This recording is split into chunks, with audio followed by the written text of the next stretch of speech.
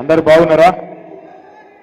ఒక్కసారి అన్ని పిడికిలు లేవాలి, అన్ని పిడికిలు లేవట్టాలి. జై తెలంగాణ, జై తెలంగాణ, జై కేసీఆర్. గౌరవనీయులు పెద్దలు, మాజీ మంత్రివర్యులు,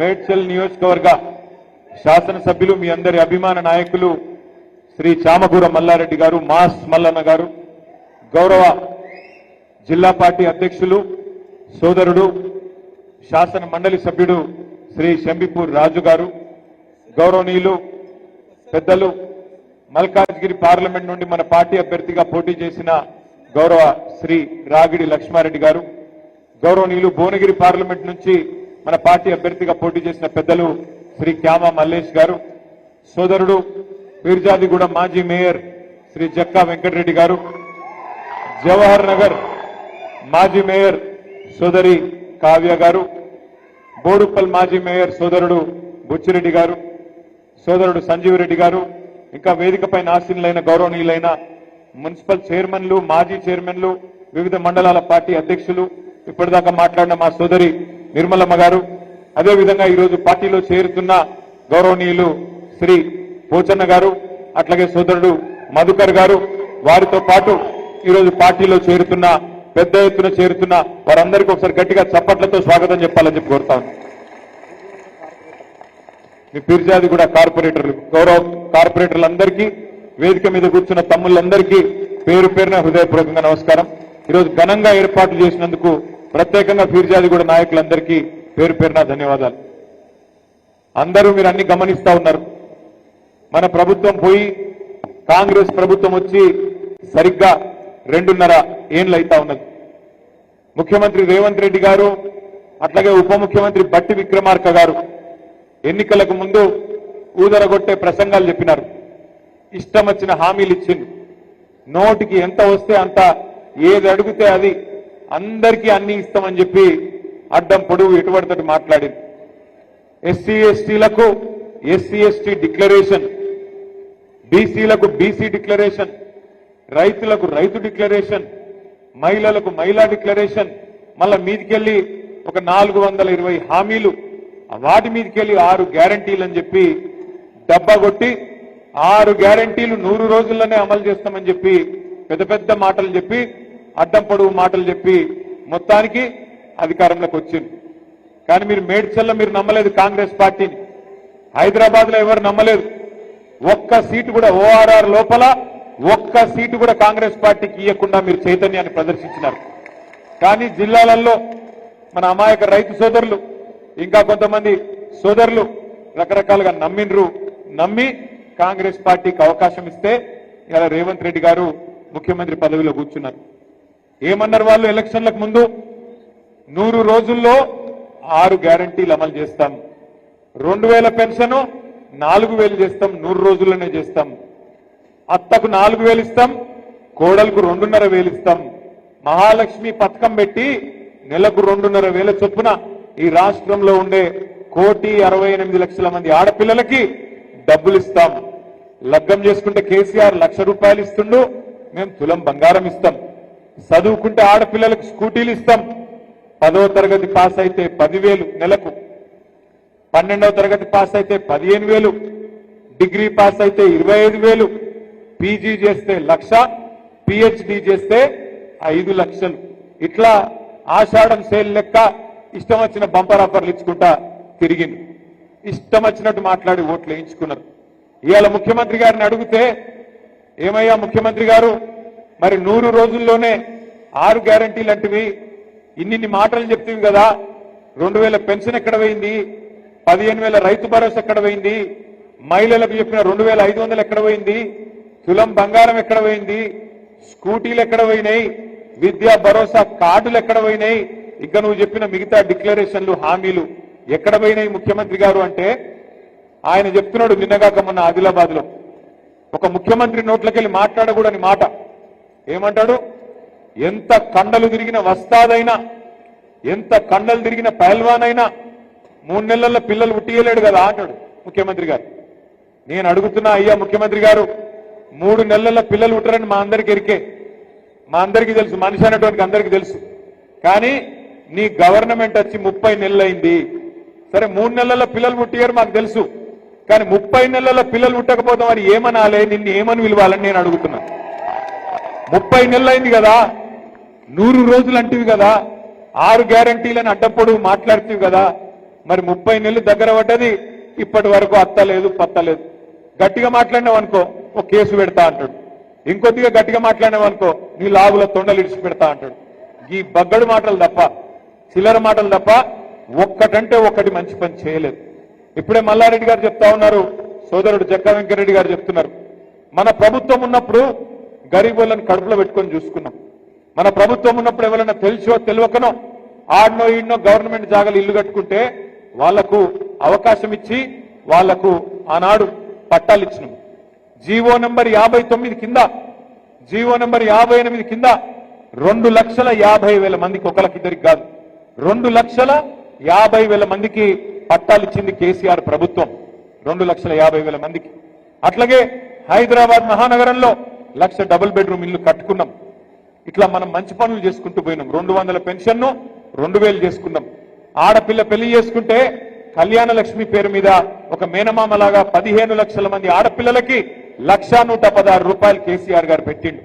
అట్లాగే ఆడపిల్ల కడుపులో మరి ఒక బిడ్డ పడితే అమ్మ ఒడి అని పెట్టి ఇంటికాడ కారులో ఎక్కించుకొని దవాఖానకు తీసుకుపోయి దవాఖానల ప్రసూతి అయితే సర్కార్ దవాఖానల కేసీఆర్ కిట్ ఇచ్చి ఆడపిల్ల ఉడితే మహాలక్ష్మి ఉట్టిందని చెప్పి 13,000, మగపిల్లగాడు ఉడితే 12,000 రూపాయలు. ఇట్లా ఒక మానవీయమైన పద్ధతిలో అందరినీ మంచిగా చూసుకున్నాడు కేసీఆర్ గారు. అట్లాగే ప్రాజెక్టులు కట్టిండు, రోడ్లు కట్టిండు, మున్సిపాలిటీలు బాగా చేసిండు, గ్రామాలు బాగా చేసిండు. కాబట్టే భూముల ధరలు కూడా పెరిగినాయి. మీ రంగారెడ్డి జిల్లాలో, మేడ్చల్ జిల్లాలో, హైదరాబాద్ చుట్టూతా బ్రహ్మాండమైన రియల్ ఎస్టేట్ భూమి వచ్చింది. మళ్ళీ ఇవాళ ఏమైంది ఆలోచన చేయండి మీరు. ఇవాళ పరిస్థితి ఏంది?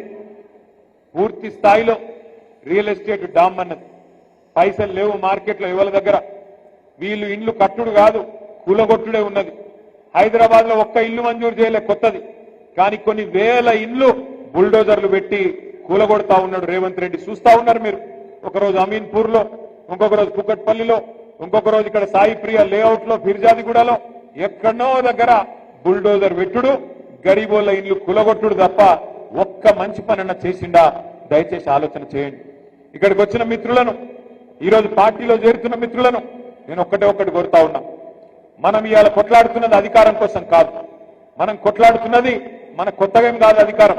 10 ఏళ్ళు అధికారంలో ఉన్నాం. కానీ ఇవాళ కష్టపడి సాధించిన తెలంగాణ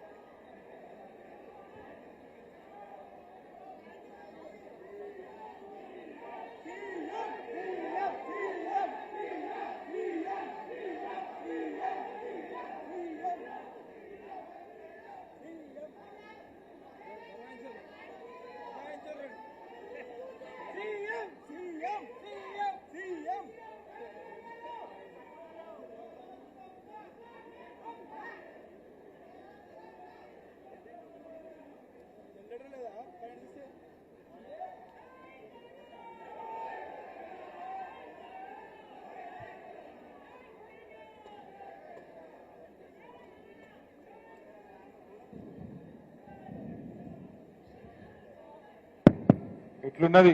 కాంగ్రెస్ పాలన ఎట్లున్నది ఒక ఇట్లున్నది. పొద్దున పూట ఎండాకాలంలో కరెంట్ ఉండదు, తెల్లారి 3టికే ఫ్యాన్ బంద్ అవుతుంది, బయటికి పోదామంటే దోమలు. ఈ రోజు పరిస్థితి ఎట్లా ఉందంటే నిజంగా కూడా హైదరాబాద్ లో ఎవరన్నా సంతోషంగా ఉన్నారంటే ఇద్దరు సంతోషంగా ఉన్నారు. ఒకటి దొంగలు, రెండోది దోమలు. వీళ్ళిద్దరే సంతోషంగా ఉన్నారు. భూములు దోసుకునే దొంగలు, కాంగ్రెస్ దొంగలు హైదరాబాద్ చుట్టూ అడ్డమైన కార్యక్రమాలు చేసుకుంటూ ఇవాళ భూముల మీద పడ్డారు. పొంగులేటి శ్రీనివాసరెడ్డి, రేవంత్ రెడ్డి, వాళ్ళ అన్నదమ్ముళ్ళు మొత్తం ఒకటే ఇరుసుకపడ్డారు మేడ్సల్లా. ఇంకో దిక్కు దోమలు. హైదరాబాద్ లో మనకు హిమాయత్ నగర్ దగ్గర దోమలగూడ అని ఒక ఊరు ఉంటుంది, దోమలగూడ అని ఒక కాలనీ ఉంటుంది. నేను మొన్న అందుకే అసెంబ్లీలో చెప్పిన, మీరు మొన్న రేవంత్ రెడ్డి గారు మొన్న ఈ మధ్యన మీరు మన్మోహన్ సింగ్ పేరు మీద ఒక రోడ్డు పెట్టినవాట, డొనాల్డ్ ట్రంప్ పేరు మీద ఒక రోడ్డు పెట్టినమాట. అవన్నీ కాదు, ఒక పని చెయ్యు, దోమల గుడ లెక్కనే దోమల హిల్స్, దోమల బాదు, దోమల గుట్ట, దోమల గూడ ఇట్లనే పేర్లు పెట్టి తప్ప నీ కనీసం దోమల మందు కూడా కొట్టే తెలివి లేనోడివి నువ్వేం చేస్తున్నావు ముఖ్యమంత్రి అని చెప్పి మొన్న శాసనసభలో కూడా అడిగిన. మీరు చూస్తా ఉన్నారు అన్ని విషయాల్లో. ఆయన ఒక్కటే ఆలోచన చేస్తున్నాడు రేవంత్ రెడ్డి గారు, ఎట్లన్నా చేసి మనను బదనాం చేసి కేసీఆర్ అప్పుల పాలు చేసిండని, ఇంకోటి చేసిండని తప్పించుకుందామనే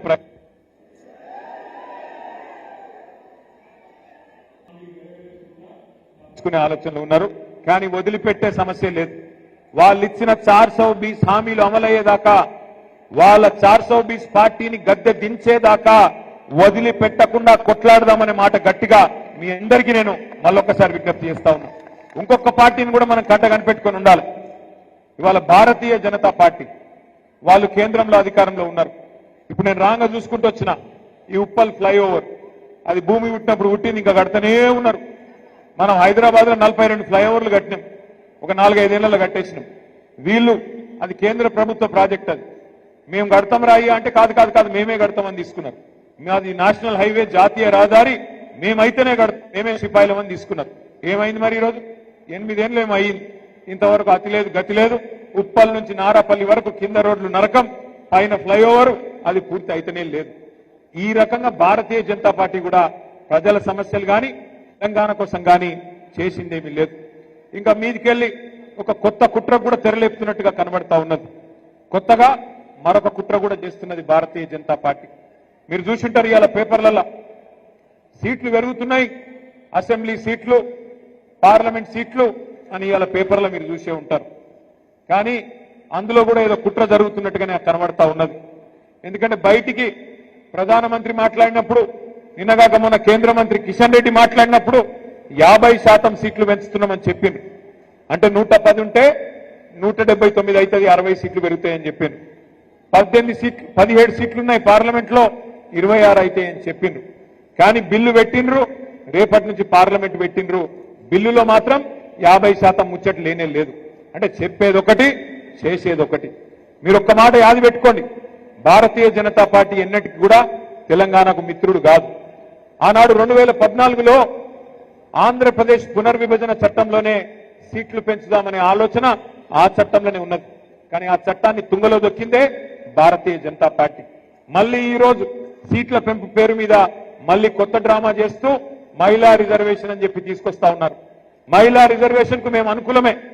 మహిళా రిజర్వేషన్ ఖచ్చితంగా సమర్థించిందే కేసీఆర్ గారు, మన పార్టీ. శాసనసభలో, శాసన మండలిలో తీర్మానం చేసి కేసీఆర్ గారి నాయకత్వంలో మహిళలకు ఖచ్చితంగా చట్టసభల్లో 33% ఇయ్యాల్సిందే. మేము ఇక్కడ మార్కెట్ కమిటీలో ఇచ్చినాం, స్థానిక సంస్థల్లో 50% ఇచ్చినాం, మీరెందుకు ఇయ్యరు అని చెప్పి శాసనసభలో, శాసన మండలిలో తీర్మానం చేసి పంపిందే కేసీఆర్ ప్రభుత్వం, బీఆర్ఎస్ పార్టీ. దాని విషయంలో ఇబ్బంది లేదు.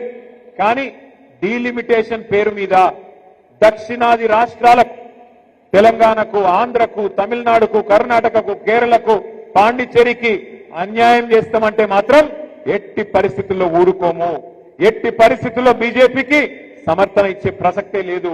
ఒక్క మాట మాత్రం పక్కా, ఇవాళ 24% వాటా దక్షిణాది రాష్ట్రాలకు పార్లమెంట్ లో ఉన్నది. దాన్ని యథాతథంగా మెయింటైన్ చేయాల్సిందే. లేకపోతే మాత్రం ఎట్టి పరిస్థితుల్లో తిరుగుబాటుకు, పెద్ద ఉద్యమానికి కూడా బీఆర్ఎస్ఏ నాయకత్వం వహిస్తుంది. అవసరమైతే కేసీఆర్ గారే ముందుండి నడిపిస్తారనే మాట కూడా నేను భారతీయ జనతా పార్టీకి, కేంద్ర ప్రభుత్వాన్ని కూడా చెప్తా ఉన్నా. ఇంకొక మాట కూడా గుర్తుపెట్టుకోవాలి మనందరం కూడా. ఇవాళ సందిట్లో సడేమియా లెక్క కాంగ్రెస్ బలహీనమైంది కాబట్టి మాకేమన్నా ఛాన్స్ దొరుకుతుందేమో అని చెప్పి మీ మేడ్చల్లో కూడా మొన్న బీజేపీ వాళ్ళు ప్రయత్నం చేసింది.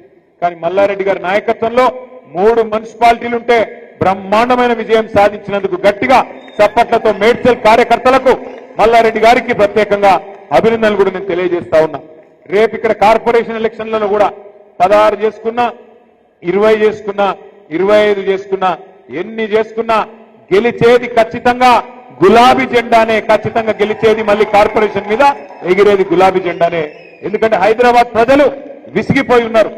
మా నగరానికి ఏమైంది, అన్యాయం అయిపోయింది కాంగ్రెస్ వచ్చినాక అనే బాధలో ఈ కరెంటు కోతలేంది, ఈ దోమలేంది, రియల్ ఎస్టేట్ డామ్ అనుడేంది, మళ్ళా మంచినీళ్ళ గోసేంది బాధలో ఉన్నారు ఇవాళ హైదరాబాద్ ప్రజలు. అందుకే దయచేసి నేను ఇక్కడికి వచ్చిన మా నాయకులు, మా సోదరులందరినీ, సోదరిమణులందరినీ కోరుతా ఉన్నా, ఎలక్షన్లు సెప్టెంబర్లోనో అక్టోబర్లో పెడతారట. ఈ లోపల పెడతారు కావచ్చు, ఆగస్టు సెప్టెంబర్లో. సరే, ఇప్పటి నుంచే పనిలో ఉండుంది, ఇప్పటి నుంచే కలువుని జనాలను గుర్తు చేయండి. మనం 1,00,000 డబుల్ బెడ్రూమ్ ఇల్లు కట్టినాం హైదరాబాద్ లో. వీళ్ళు వచ్చినాక 2.5 ఏళ్లలో ఒక్కటంటే ఒక ఇల్లు కట్టలే, ఒక ఇల్లు మంజూరు చేయలే.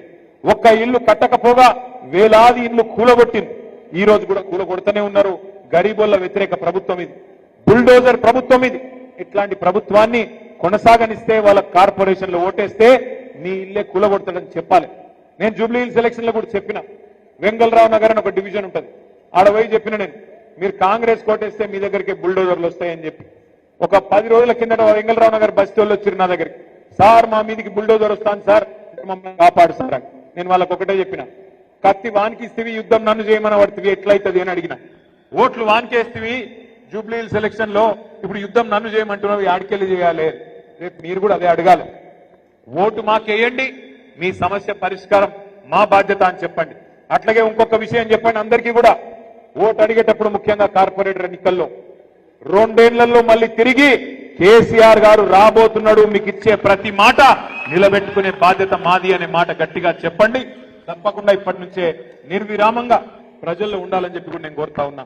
తమ్ముడు మధుకర్ గారు, పోచయ్య గారు, అదేవిధంగా పీర్జాది కూడా మిగతా కార్పొరేటర్లు అందరూ కూడా బ్రహ్మాండంగా పనిచేశారు. వెంకటరెడ్డి గారి నాయకత్వంలో అవార్డులు కూడా గెలుచుకున్నారు మీరు జాతీయ స్థాయిలో. మల్లారెడ్డి గారి నాయకత్వంలో మేడ్చల్ నియోజకవర్గం కూడా బ్రహ్మాండంగా అభివృద్ధి జరిగింది. తను సొంతంగా 60 కోట్ల రూపాయలు పెట్టి మల్లారెడ్డి గారు గ్రామాన కూడా రోడ్లు వేయించిన నాయకుడు మల్లారెడ్డి గారు. కాబట్టి తప్పకుండా మంచి నాయకత్వం ఉంది, పక్కడబందీగా పనిచేసే కార్యకర్తలు ఉన్నారు. అద్భుతంగా కేసీఆర్ గారి ఆశీర్వాదం మీకుంది, విజయం మనదే అనే మాట కూడా మళ్ళొక్కసారి మీకు విజ్ఞప్తి చేస్తూ, ఇంత పెద్ద ఎత్తున పీర్జాదిగూడలో ఈ కార్యక్రమానికి హాజరైన మా సోదరులకి, సోదరిమణులకి ప్రతి ఒక్కరికి పేరు పేరున హృదయపూర్వకంగా నమస్కారాలు. జై తెలంగాణ. గట్టిగా కాంగ్రెస్ అంటే కరెంటు పోగొట్టింది, మీకేమైంది? జై తెలంగాణ, జై కేసీఆర్.